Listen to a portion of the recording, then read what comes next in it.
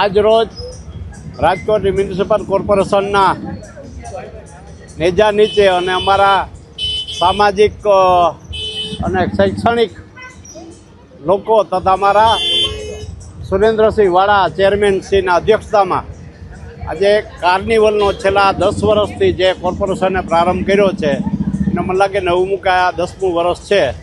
એ સમયે રાજકોટની બધી જ પ્રજા, રંગીલું રાજકોટ કહેવાય છે, બધી જ પ્રજા આનંદ પ્રમોદ માણે અને સુખ શાંતિથી આખું વર્ષ વિતાવે એના શુભારંભમાં દિવાળી કાર્નિવલનો પ્રસંગ યોજવામાં આવે છે.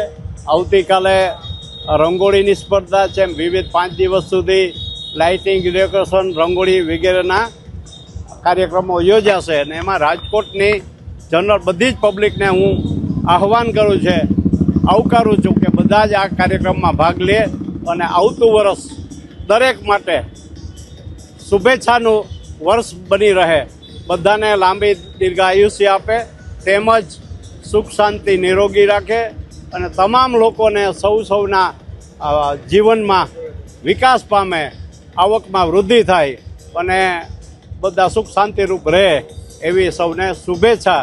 અને મોદી સાહેબના માધ્યમથી જે સ્વદેશી અપનાવવાનો નારો આપ્યો છે મોદી સાહેબે, અમારા શીર્ષ નેતૃત્વએ, એનો પણ બધા રાજકોટવાસીઓ, સૌરાષ્ટ્રવાસીઓ સ્વદેશી અપનાવે અને વિદેશી ત્યજે, જેથી કરીને આપણા દેશનું અર્થતંત્રમાં પણ ગ્રોથ થાય અને જે લોકો વિદેશી મોંઘી વસ્તુ પહેરતા હોય, વાપરતા હોય, એ છોડી અને સ્વદેશી અપનાવે એવી મોદી સાહેબની અપીલમાં એમના વિકાસના ફાળામાં આપણે પણ ફૂલ લઈને ફૂલની પાકડી રૂપે સૌ જોડાઈએ.